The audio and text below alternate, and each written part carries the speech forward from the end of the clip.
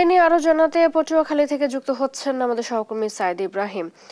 সাইদ, মরদেহ বাড়িতে পৌঁছেছে কিনা এবং পরবর্তী যেসব কার্যক্রম রয়েছে দাফন সহ সে সম্পর্কে আমাদেরকে জানাবেন।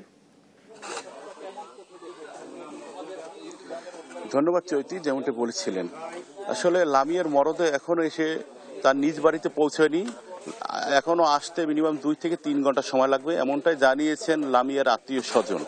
এছাড়া আপনাকে যদি একটু দেখাই তাহলে দেখবেন যে লামিয়াকে যে দাফন দেওয়া হবে সেজন্য লামিয়ার যে কবর, সে কবরটি তৈরি করা হচ্ছে তার বাবার কবরের পাশেই।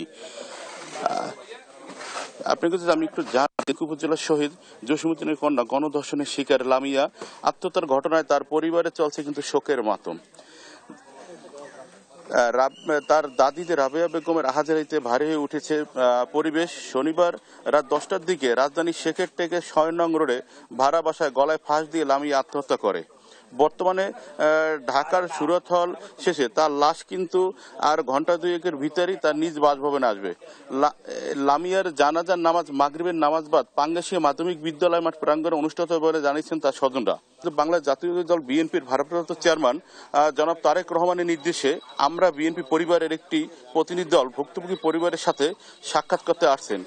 আর এই প্রতিনিধি দলে থাকবেন পরিবার দলে থাকবেন এর প্রধান উপদেষ্টা ও বিএনপির সিনিয়র যুগ্ম মহাসচিব অ্যাডভোকেট রুহুল কবির রিজভী।